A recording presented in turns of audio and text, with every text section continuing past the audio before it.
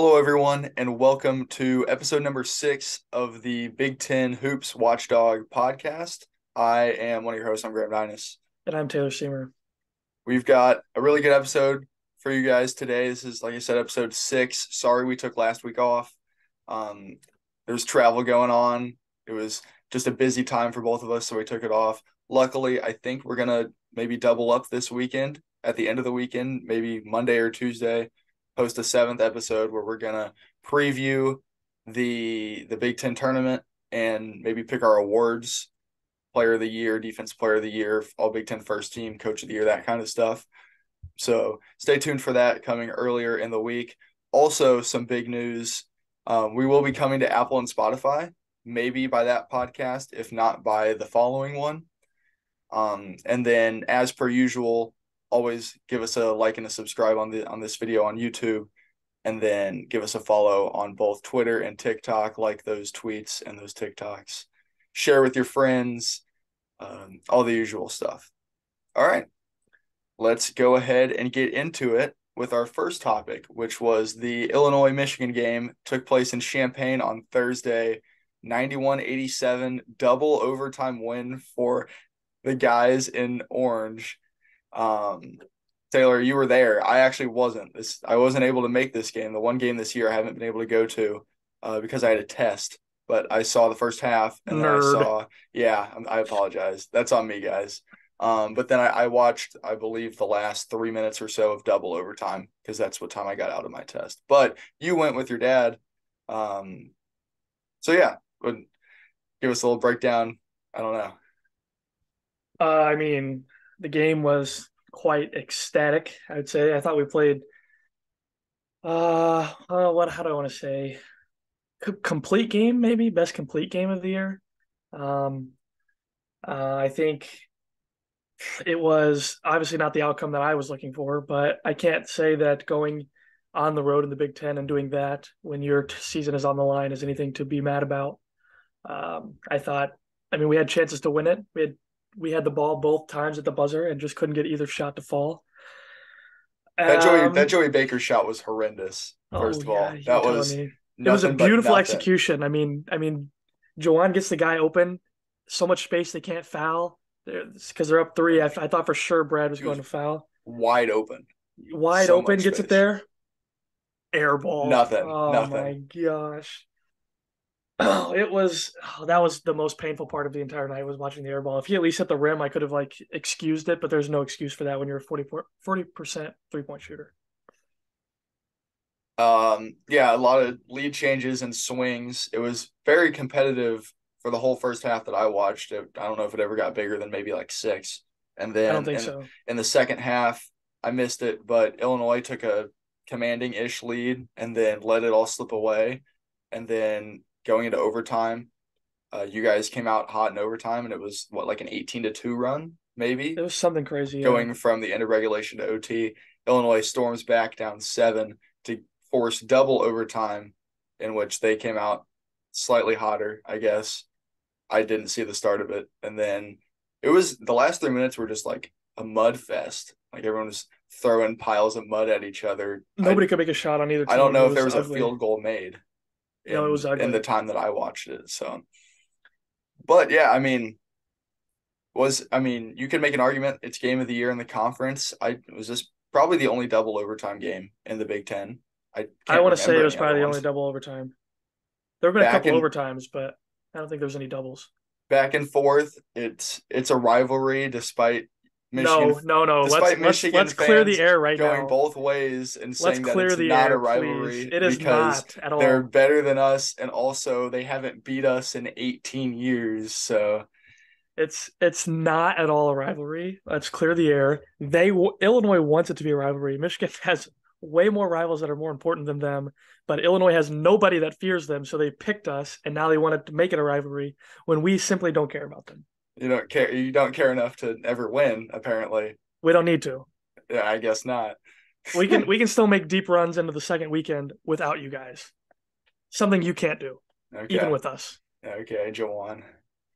Uh so yeah, I don't know, it's Hunter Dickinson went on that round ball podcast that he's on, he said not a rivalry It's not a rivalry. before the game because he's never beat us. If he wants to It's ever not a beat us, rivalry. it's. What are your thoughts on the atmosphere in the State Farm Center? I'm curious to know what you thought.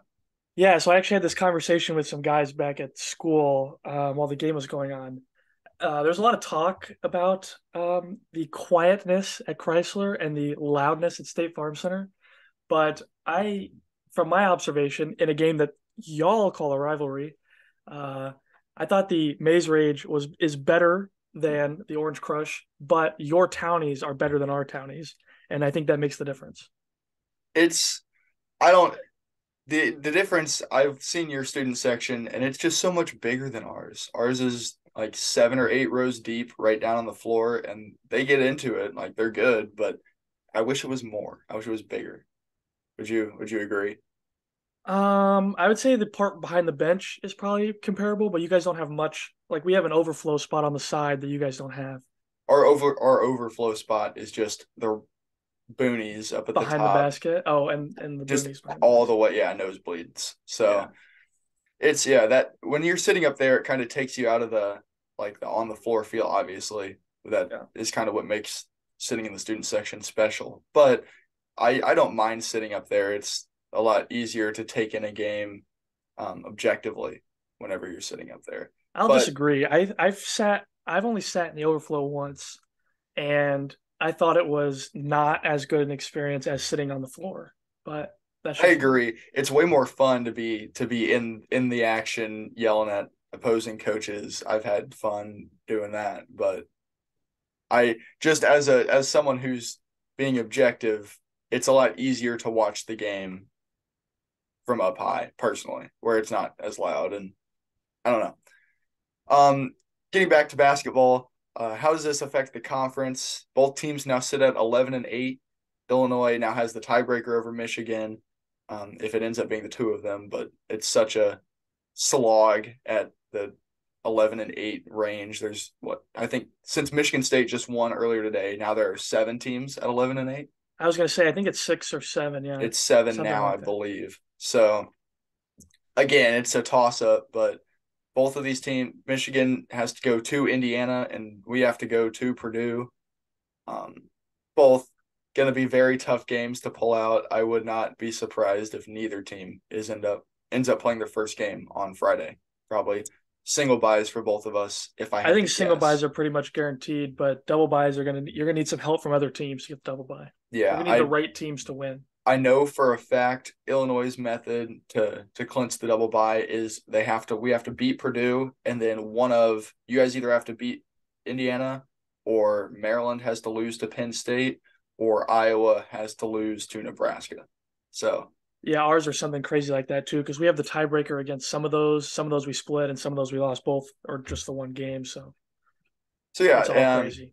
with Michigan losing, being the only team standing alone at 11-7, regardless of the outcome on Thursday night, Purdue clinched the outright regular season title. They won at Wisconsin, which would have done it either way.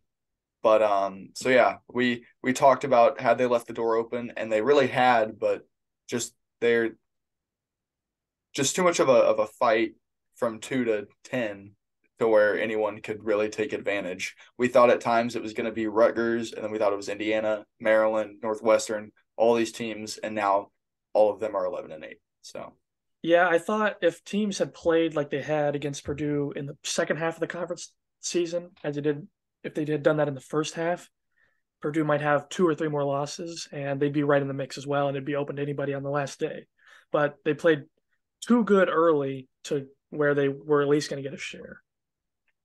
yep, and I mean can't say we didn't call it. They were so dominant in the non-conference and in the first half of the conference season. So even if they end up losing to us, they're probably still in a good spot for a 1 seed. Um, they at worst they're the fifth best team and a two. So yeah, that's that. Let's move on to the other great game that took place a week ago, the Michigan State Iowa game. I left this game for dead because Michigan State was up 13 with 40 seconds left. Um, but yeah, the Fran Western standoff with Kelly Pfeiffer. completely turned the tide of the game. Michigan Not State, just their game, their season. see, yeah, well, we're getting there. Michigan State played almost a perfect offensive game, still managed to blow it late because three is greater than two. Iowa did not miss, get into overtime, and they stayed hot. Just an absurd finish, maybe the game of the year in college basketball. Yeah, I was following this game as I was getting picked up at the airport on the way home, and uh, my dad and I were discussing this game, and it was, oh, they're up 10 with 5 to go. Oh, they're up 13 with 4 to go. Oh, they're up 10 with 3 to go. They're like, oh, surely it's not. So we stopped to eat. There's 2 to 3 minutes left, and we just watched the collapse happen in real time. It was something special. Uh, that's Big Ten basketball. I don't understand it. I can't explain it to anyone else, but that's just how it tends to work in the Big Ten. Always expect the unexpected.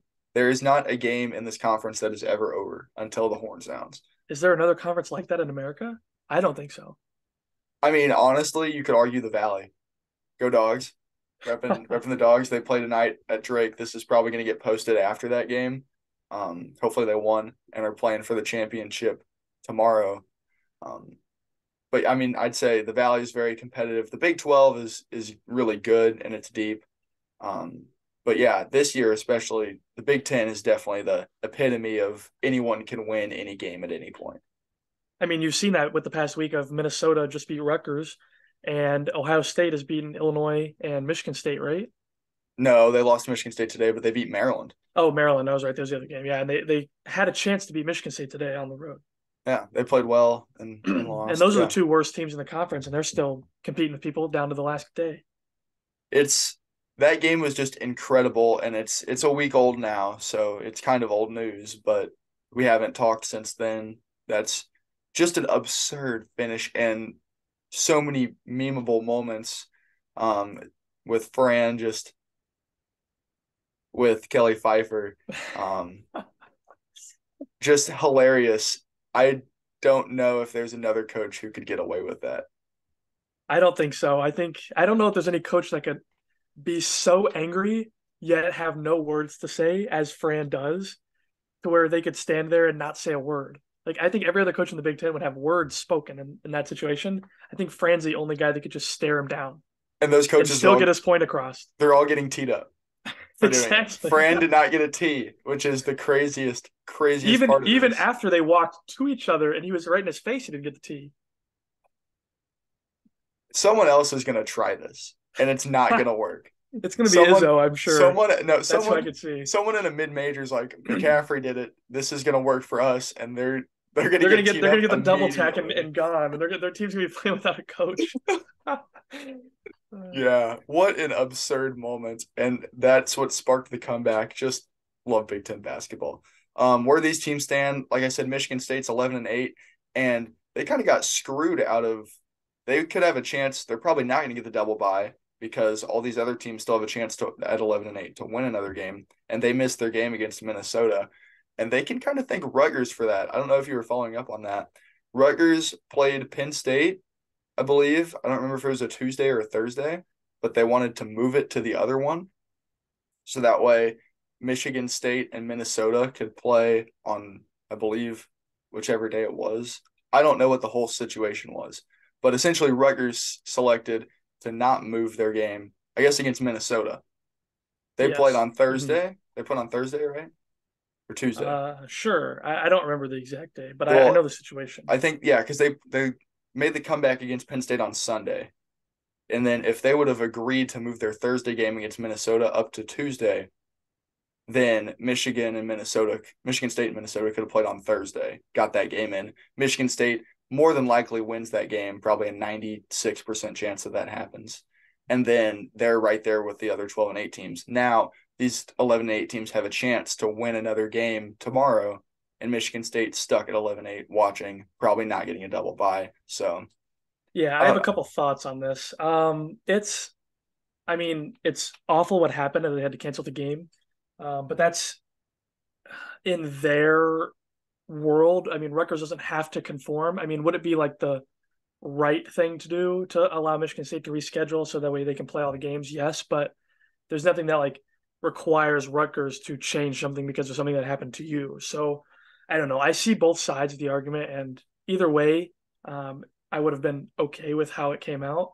But I don't know that Michigan State wants to play Minnesota right now. Anyways, they're playing the best they've played all season. So That's yeah, I guess that's fair. I totally agree with Rutgers' decision as well. You do what's best for your program, especially when you're kind of in this semi pitfall that they're in. Um, you don't need to accommodate for another team. You just take care of yourself. And so if I'm a Rutgers fan, I get it. If I'm a Michigan State fan, I'm kind of mad. As a neutral observer, I understand both arguments.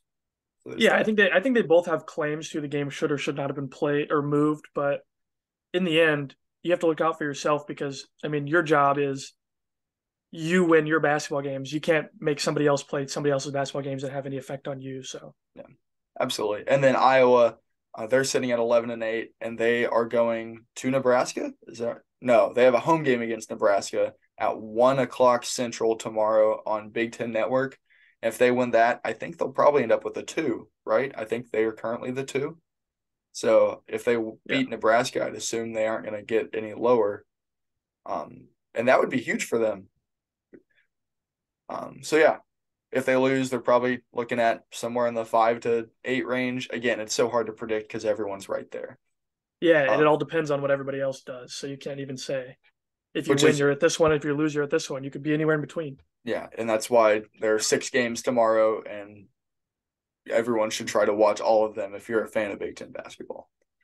All right, and then our other big game on Saturday night of last week as well is Indiana completed their sweep of Purdue by beating them on the road 79-71. They have a great win. Jalen Hood-Schifino went for 35. And It was something then crazy like that. Yeah. and then on Tuesday, they go back home. They play Iowa coming off their big comeback and just get smoked by 22, 90-68. Um, just kind of, the best of both worlds for Indiana. I don't, I, it's everyone's so inconsistent in the Big Ten. It's crazy. Yeah, this one, the Indiana team especially like blows my mind because they have the talent to go and win the conference and be at like 13-5 or whatever Purdue is at right now, but they just haven't done that on some nights. Like some nights they do. Somebody goes for 35 and they beat a team by 20, and then the other nights they just everybody goes for 10 and nobody really wants to go and get it. I don't know. They have such a weird dynamic on this team. And I don't know why. I don't know if it's like a Mike Woodson thing or everybody's like looking at TJD to go do something, then everybody looks at Coach Shafino to go do something, and then everybody's just standing around because everybody thought the other person was going to do it, or what? That's the Indiana with Mike Woodson at the helm. They run more of an NBA style offense than the rest of the league does. Just because they have a guy like TJD, and a lot of their possessions are just find a way to get him the ball and let him score. And a lot of times in college, to be successful, you have to scheme up plays, you have your sets. But Mike Woodson's like, let's feed Trace and everyone else. If you're open as a shooter, you knock it down. If you can get to the rim, get in transition. But the offense is pretty simple. And so that you're very dependent on him. But also, he's been very consistent. So I'm not sure where the problem lies. I don't know either. He might have to look inwards in the offseason and see what Mike Woodson can do for himself to change some things up. I like Mike Woodson as a coach. I think he's done a good job. The program's at a higher level than they were with before him with Archie Miller. So Certainly, there's yeah. that. Yeah. And new news broke earlier today that Xavier Johnson is officially shut down for the rest of the year, but announced that he's going to come back for next year. So I guess we'll start with this season. What does this mean for Indiana? Do you think that they would have significantly improved had he come back after missing almost all of the Big Ten season? I don't think so. I don't know if he would have been in shape properly or if he would have been like, able to shoot with any sort of consistency since he'd been out for so long. And they have guys that have filled his role and more clearly you've seen how good they are. I mean, just Jalen Hood-Schifino by himself probably made up for it and more. But I don't know. I think this is probably the better safe option for both him and Indiana at the time because they're good enough. They don't need him, and he needs to just rest and get ready to go for next year. I think it's the right decision for both I parties. agree. If with how much time he's missed, it's kind of hard to just thrust him back into the lineup, especially with him being one of your 3 best players. and you've adapted without him, and now you have to switch back right before the tournament starts. It's not a great idea. For him coming back next year, that is very interesting because Hood Schifino, I guess, could go pro. I'm not really sure where he's looked at in mock drafts. But having that tandem in the backcourt again without Trace, because Trace is definitely going pro, that could be a very interesting dynamic for next year. Yeah, and I don't know if because in the quote, Xavier Johnson said he was like officially coming back to the Hoosiers, like he wasn't transferring, wasn't going anywhere. So I don't know if that was like a subtle like maybe there's rumblings in the program that Hood-Schifino's leaving, and that was just a okay, I'm coming back because I know he's leaving, but I can't say it, or if he just thinks he can outwork him and earn the spot. I don't know. I mean, they for the non-conference season, they both started. Hood Schifino he's a true combo guard. Xavier, he can play off the ball if he needs to. He's not an elite shooter, but he's good defensively, and they're both big enough to where they can play at the same time. So they could coexist. It's just Hood Schifino has kind of stepped into this combo guard role where he's playing more of the one, and you have Trey Galloway, who's more of a shooter, as your other guard. But it's an interesting dynamic for sure. And if they're both back, they could be one of the favorites again next year, and likely will be.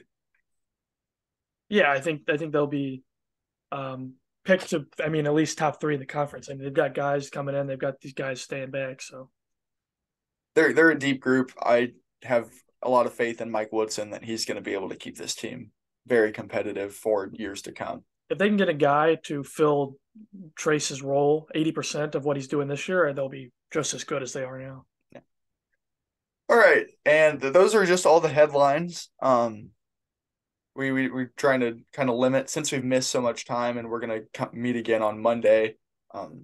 Just kind of hit us with the three main headlines. So let's get into the Big Ten spotlight, which for this week we have selected the Penn State Nittany Lions, who are sitting at 18-12 overall, 9-10 in the conference, and I have them as my third team out of the field as of right now.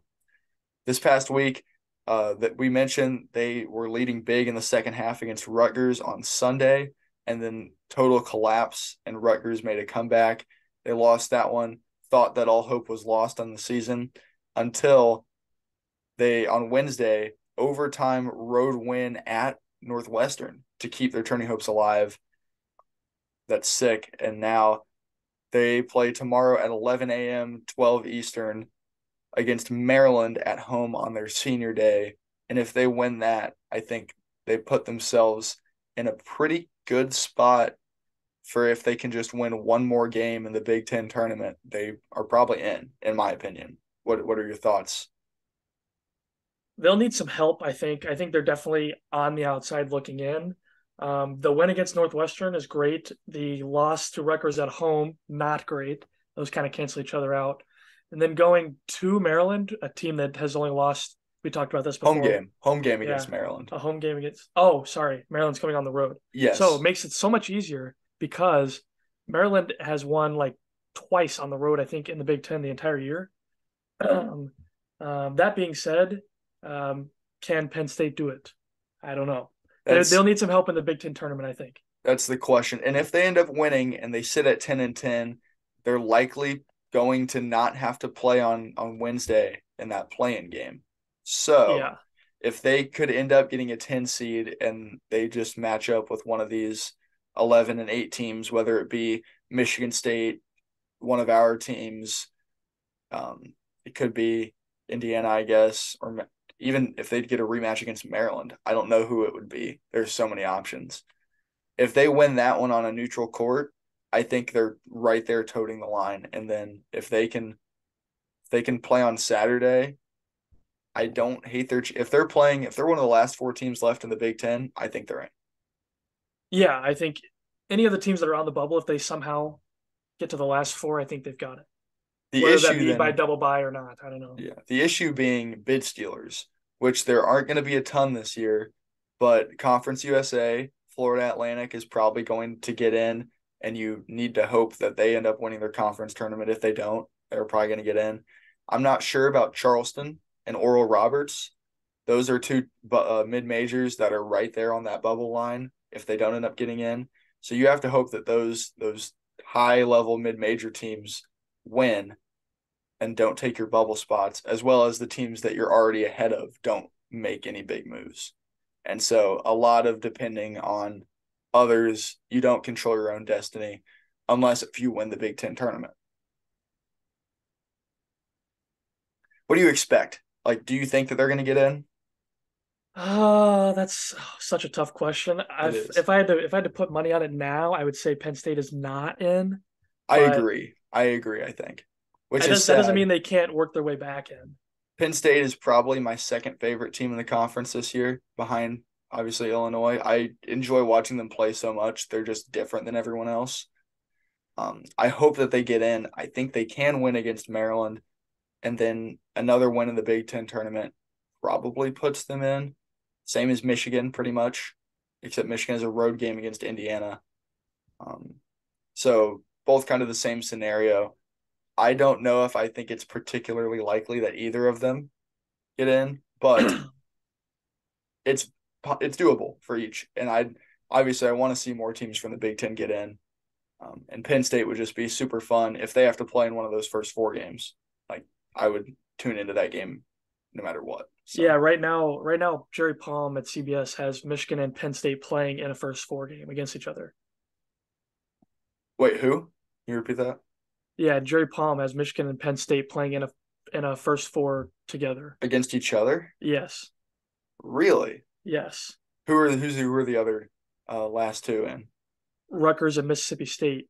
So Okay. three Big Ten teams in the first four. If See, last year I feel like it was kind of the same case, and they knocked you guys up into Yes, the regular field. I'd imagine they'd probably do something like that again, depending on who ends up looking the best. Does he have Wisconsin out? he has Wisconsin as the first team out. That's all. Probably, I think he might have done that even just so that it wasn't four Big Ten teams. But Yeah.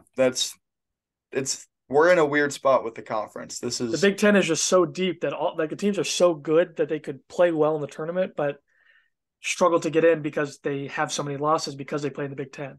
It's eight like through a weird 11. oxymoron between them. Eight through 11 in the Big Ten is just such an interesting place, and we're going to get into that right now. How do you like that segue with my tournament rankings edition number 6? We do have a bracket this week, and that will be posted on Twitter, and the link to that post will be in the description of this video for those of you watching on YouTube. All right, let's get into it. Starting at the bottom, as we always do. No need to talk about it. Minnesota, Ohio State, Nebraska, in that order from 14 to 12.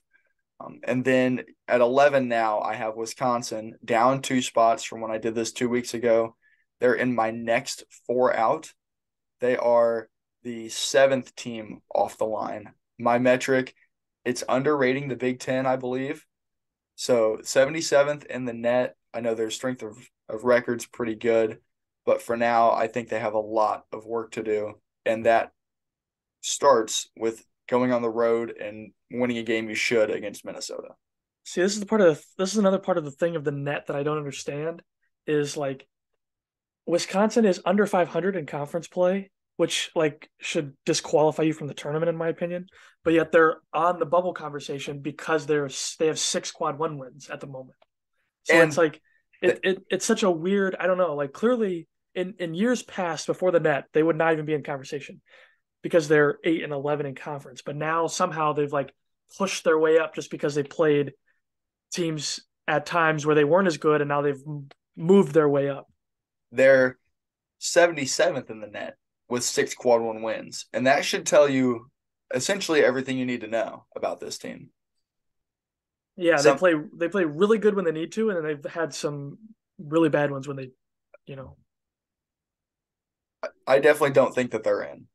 I And would I say think that they're it's definitely going to out. take a lot for them to get in. But again, the bubble it's pretty shallow this year, I would say. I think it's sorted itself out fairly well. There's a lot of parity around the bubble. There are a lot of teams that are equally as good, but there aren't very many on the outside looking in. There are a lot of bubble teams, but that's because everyone that's in the field is also a bubble team still with a week left in the season. Yeah, I think there's just so many not good teams. Like there's so many average teams that even, I mean, the bubble is so large just because everybody could be with everybody because everybody's the same. You got to think that's the transfer portal, one, and that's super conferences is what it is. Yeah. That's the direction that it's going. Everyone is equally, weighted, and they're all good, not great. It's so wide open this year, and anyone could get hot at the right time and sneak their way in and make a Sweet 16. It's so possible. All right, moving up to number 10, up one spot from last week is Michigan. I have them. They're in my first four out. They're team number four out, behind Penn State, who's just ahead of them at three. I have Pittsburgh and Oklahoma State just ahead of them outside of the field. They're the number 51 team in my rank overall, 54th in the net, 41st in KenPom though. That'll help for sure. Yeah, I think so. I think personally, I think they're in the first four, and I think they'll stay there even if they lose to Indiana. If they go get one game in the Big Ten tournament, I think they're into that first four. If they win a second one, the committee might talk them into being one of the last four buys. But I have no doubt that they'll be in once everybody else's seasons finish through. If I think it depends a lot on how they come out and play against Indiana because they could lose like they did on Thursday, and if they play at that level, they're not losing any ground. If they get beat by 15 by Indiana, then they're going to lose some ground. And then if in the Big Ten tournament they're going to be playing someone equally as good, it's just we're so far, we're a week out, but we're so far away from knowing what any of these outcomes are. And like I said, with everyone right there, who knows? You could end up playing Wisconsin in your first game again, and Wisconsin is 77th in the net and probably not in, and they could beat you guys potentially, or you could clock them by 30, and there's so many outcomes.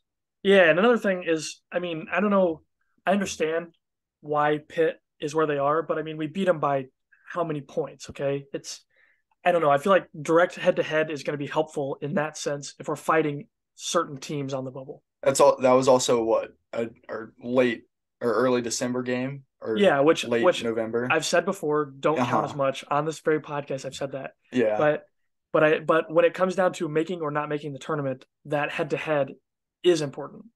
And Pitt is only here, and my metric is underrating them as well, I believe. I think they're in no matter what. But that loss to Notre Dame that they just took is a killer. I would And agree. Yeah. now they're in the conversation, kind of like Rutgers is with that Minnesota loss. Just they weren't in the conversation, and now you have to throw them in there. I think they're probably going to get in, though. But Yeah. there are teams that the metric has in the field that I don't think are going to get in. North Texas is in the field. I like North Texas a lot. I think they have to win their conference to get in. So that's kind of where they stand. And I think Michigan has the capability, obviously, to move in or not get in. They're on the first four out for a reason. That's what type of team they've proven to be. But they're getting hot at the right time, Yes. Agreed. obviously.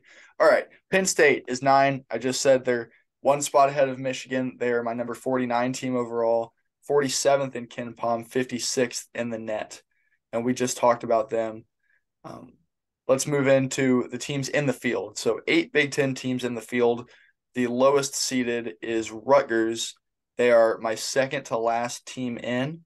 They're as an 11. They're getting a first 4 game against Mississippi State, and a win there would get them against Florida Atlantic, who again is probably overseeded because they're 15th in the net, which is absurd. Do you think Rutgers gets in at this point? I think as of now, their early conference resume has them in. They're fighting, obviously, for it. They might need to plan a plan. If they go ahead and lose here, even their next game or um, the first game in the Big Ten tournament, I think then they're struggling and they need to be kind of sweating out Sunday night. But for now, I think that they're in probably in the last four though. They play at 6:30 tomorrow against Northwestern, but it's at the rack. Both of those teams are kind of fighting for their lives at this point. Both of So those teams are that's at one point at the top of the conference and now have fallen into the middle of the pack. And if either one loses, they could end up being the 7, 8, or 9 seed. that's a game that definitely needs to be watched for their tournament hopes.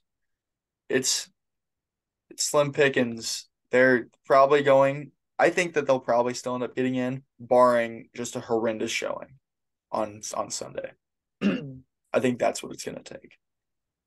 All right, and then last bubble team is Northwestern. They're pretty far off the bubble. They're in my last four buys. They're 7 or 8 spots off the line, the cut line. Um, they are a 10 seed. They're the number 39 team overall. They're 49th in Ken Palm, 45th in the net. But again, the resume is better than what the metrics say. Their first round matchup as a 10 would be against Utah State, who I believe just had a big win. I forget who they played. But if they win that one, they would get a second round matchup with the Longhorns of Texas in the East region. That's a So, bad matchup for them. yeah, I mean, well, you have the guards. That'd be a battle of guards. That'd be a fun one. If they end up getting there, you have Bouillardige against Carr and Tyrese Hunter. That'd be a fun game. Yeah, I don't know. I think that's a little low for Northwestern. I know they've kind of fallen in the past 2 weeks, but I mean, they swept the entire state of Indiana this year. I think they could have an argument for an 8 or 9. But then again, maybe they don't want that because then they'll have to match up with the 1 next, and that's something scary. So maybe they want the 10. They want to take the attention off of them. But I think they're in solidly. There's no question there. They're making I it. I agree. I think they're in, and like I said, I feel like the metric that I have is underrating almost the entire conference. So Northwestern's probably all these teams are probably a little higher, but the metric I think it likes mid majors a lot more, which I also like mid majors a lot more. And mid majors prove time and time again that they're good enough to play in March.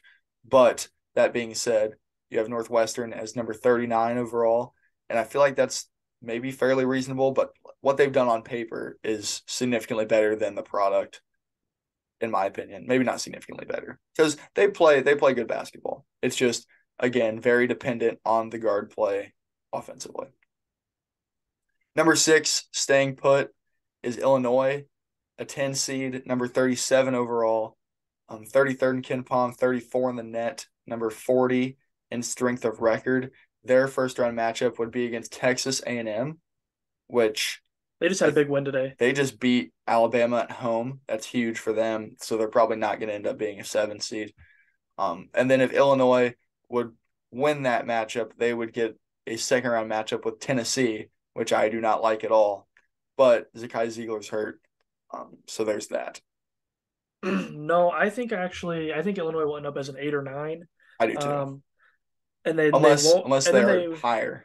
yeah, and then they won't be in the Purdue region, so they won't have to worry about that. But then they'll have to run into Alabama, Houston, or Kansas, presumably, in the second game. And I don't think they match up well against any of those teams. I think that this Illinois team at times doesn't match up well with anyone. I think And then Alabama might be their best bet there. there are times where they can beat anyone. They've played, and it's never like they have bad games, but it's never we haven't had a complete game against anyone. I wouldn't say, except for maybe like Nebraska. We gave it to Nebraska pretty handily at their place. Um, there's it's tough because if they can just have a stretch where they're really good, I think that they have a case to where they're one of the 10 best teams in the country when they're at their best. But that only lasts for a quarter of a game.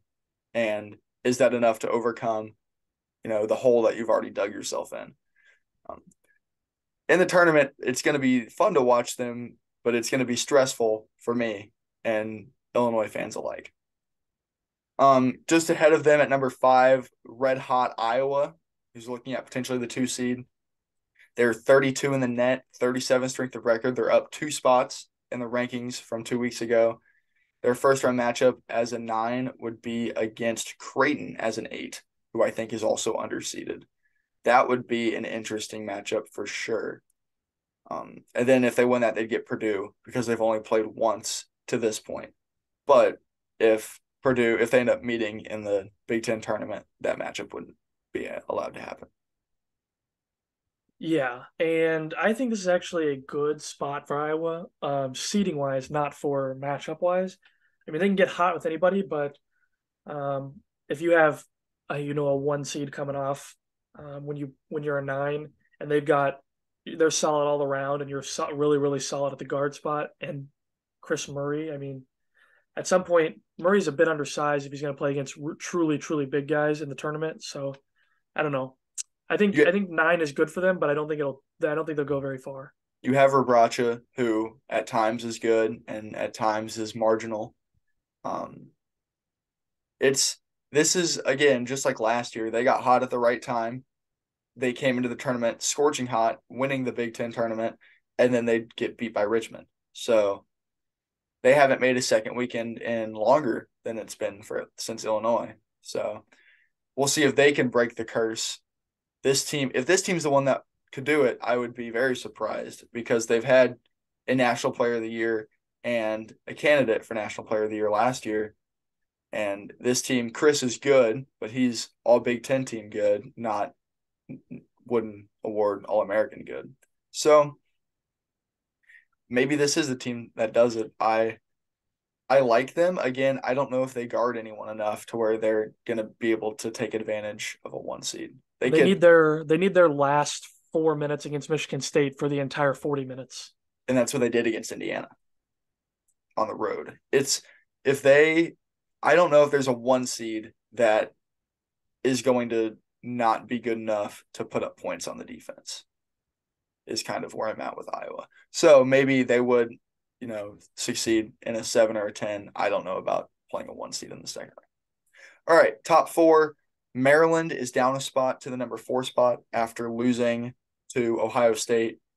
They are number 30 overall as an 8 seed, but they're still 20th in KenPom, but now they're 36th in strength of record.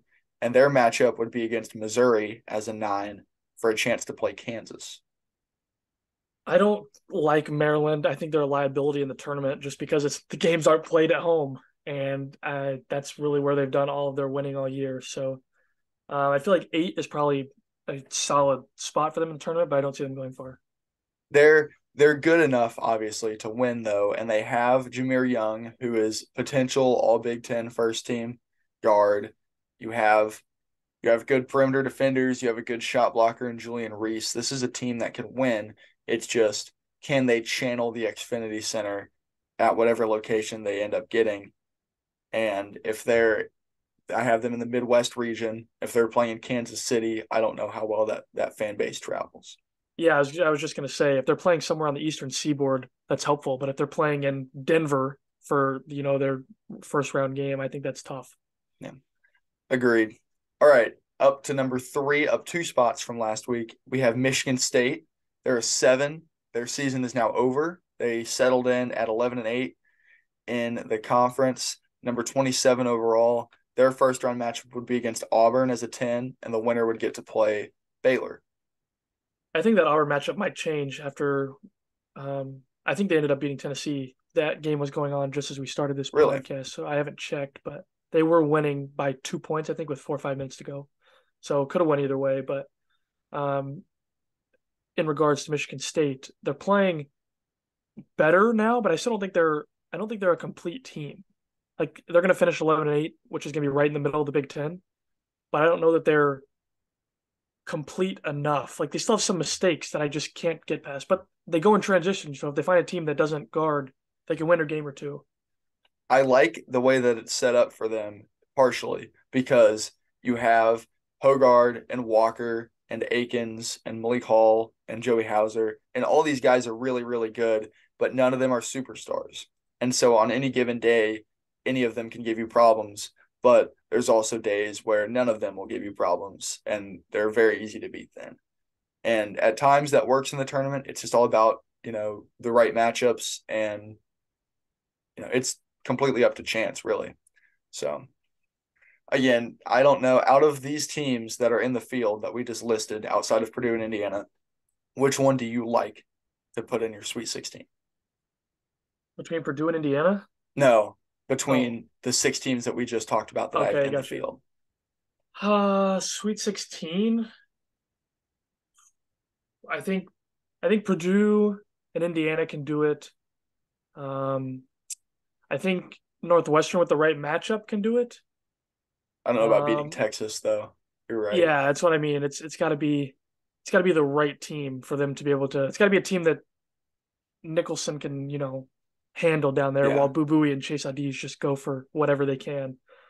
Um, and then depending on the matchup, I think Illinois, but I don't think Iowa, Maryland, or Michigan State are good enough to put back-to-back wins together at neutral sites. I don't like Maryland or Iowa as an 8 or a 9 seed. I think if Maryland ends up being a 6 or a 7, I think that might be my answer. Along with, I think if Illinois can get hot and have the right matchup, like you said, I think they're obviously good enough too. They just have to put it all together, and we'll see if they can do that down the stretch.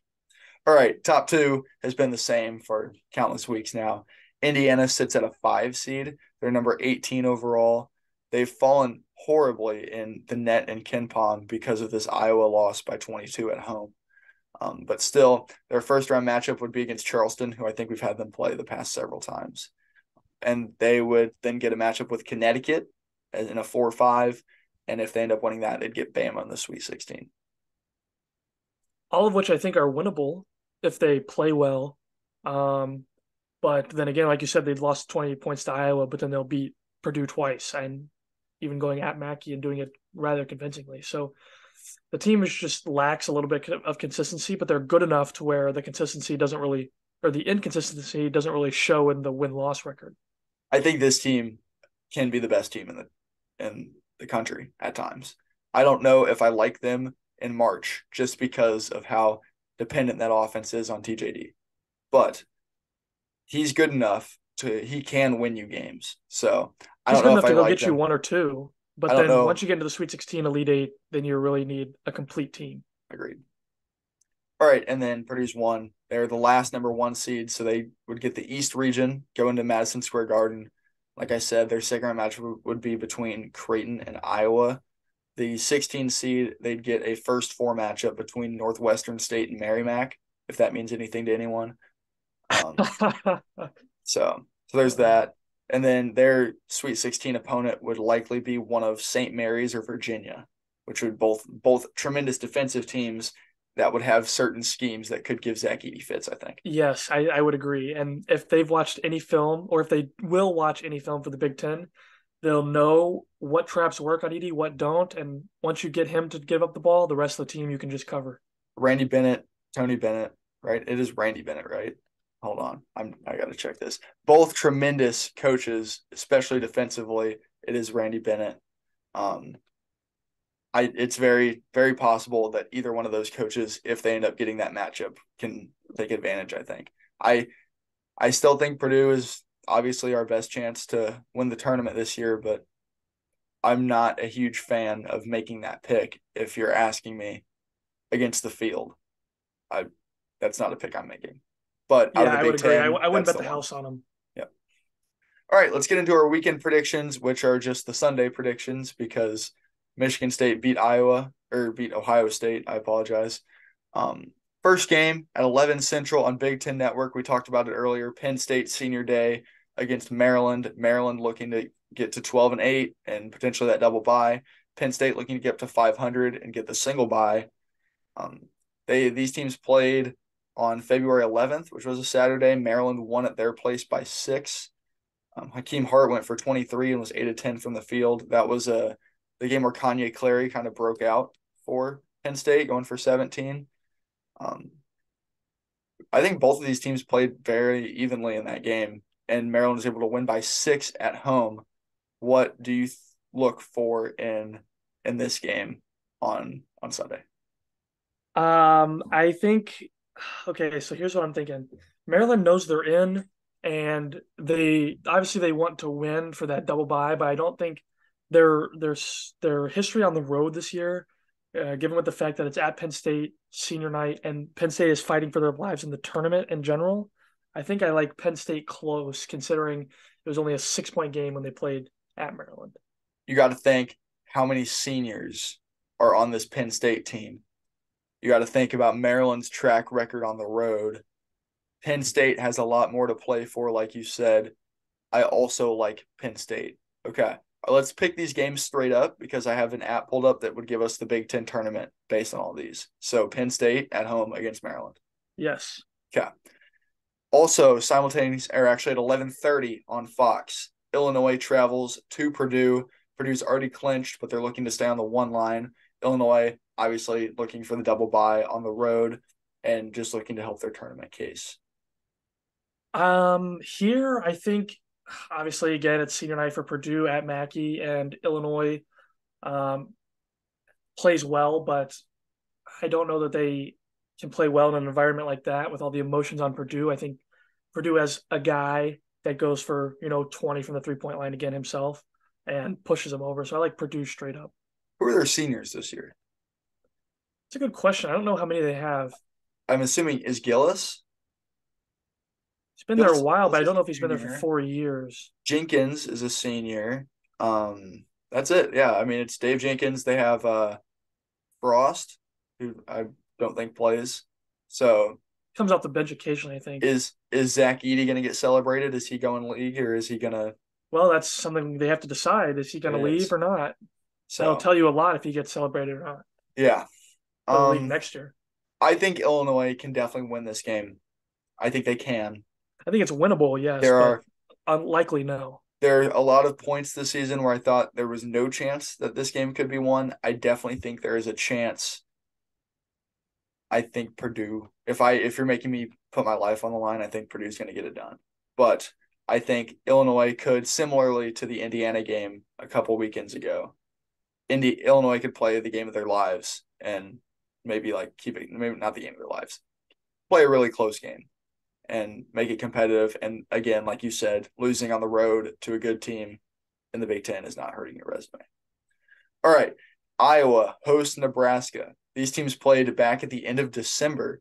Nebraska won by 16 at home against Iowa before they started to get hot.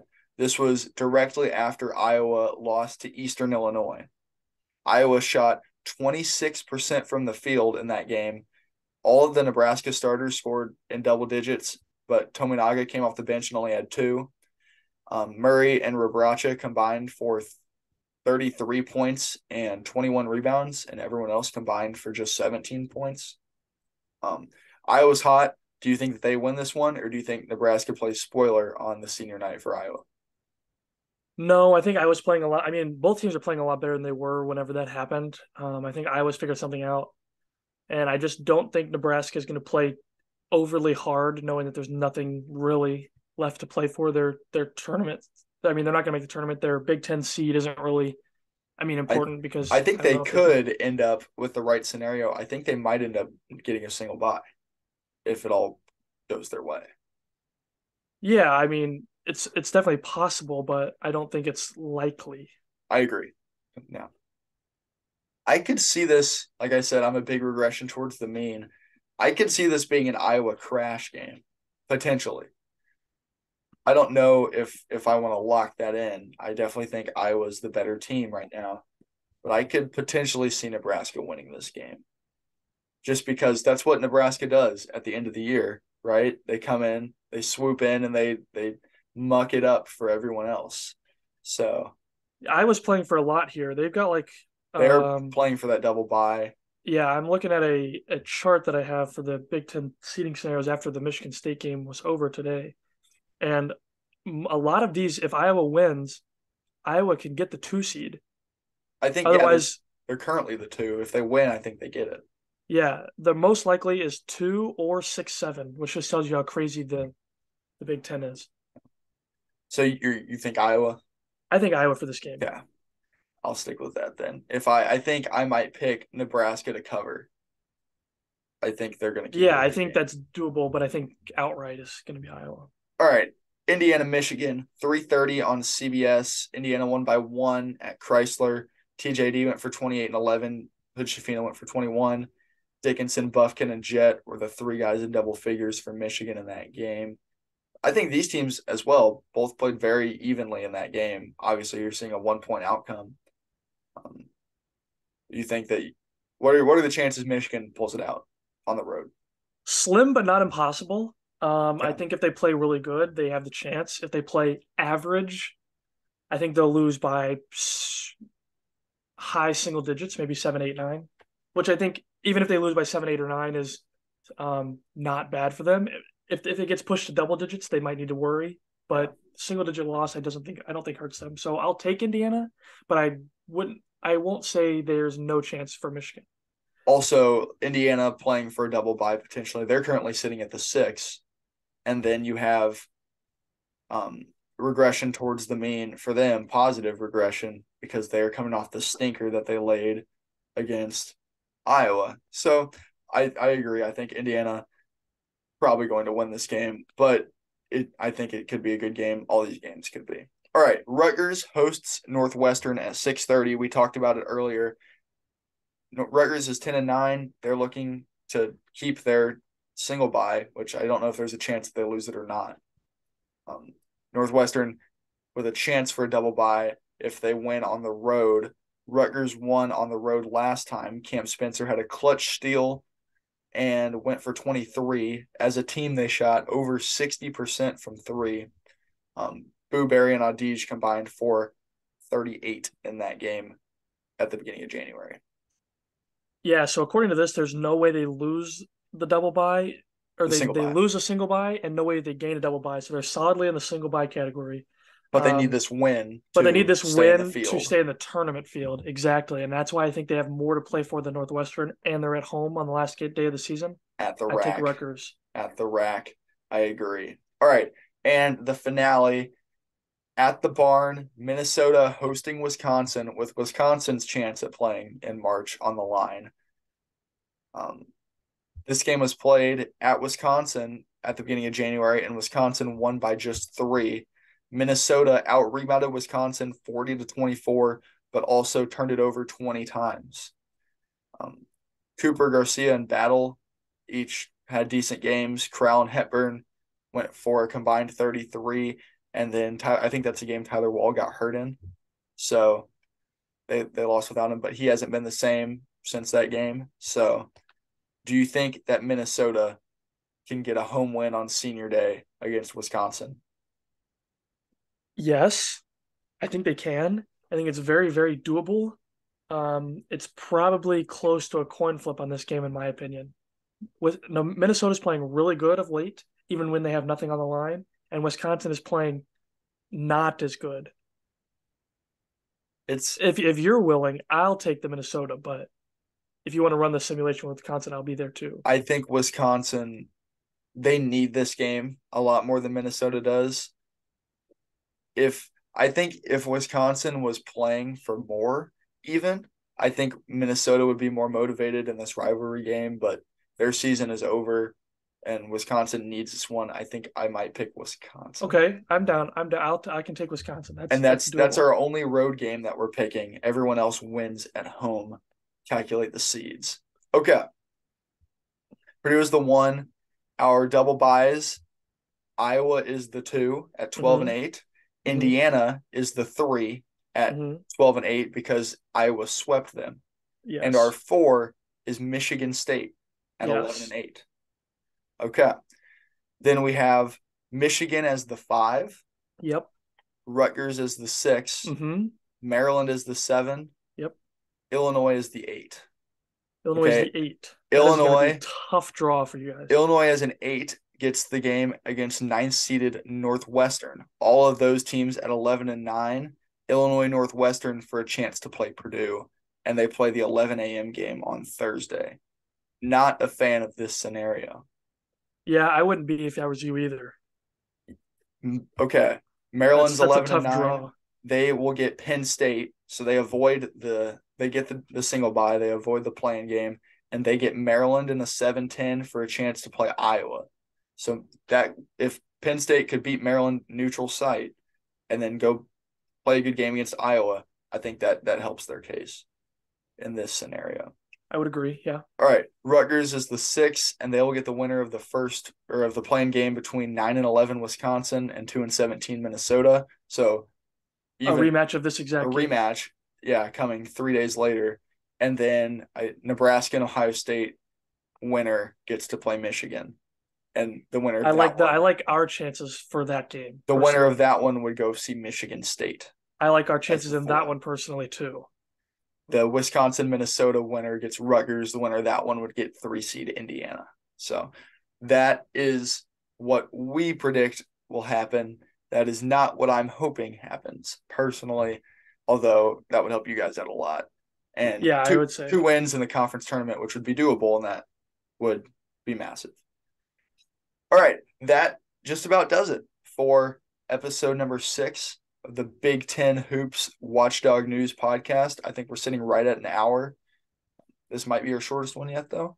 Um, Again, like I said earlier, check the description. We're gonna have links to all of our our Twitter and our TikTok. We're coming to Apple and Spotify soon, so stay tuned for that. Link will be in the description for the bracket that I discussed earlier, and we'll have timestamps in the video. So skip to the stories that you find interesting. Anything you want to say before we wrap it up, Taylor? it's March now. It's crazy, and it's only going to get crazier. Absolutely. All right, we will be back, I believe, on Monday or Tuesday. Make sure you give us the follow on Twitter. We'll give you any updates there. Yeah, we'll see you then.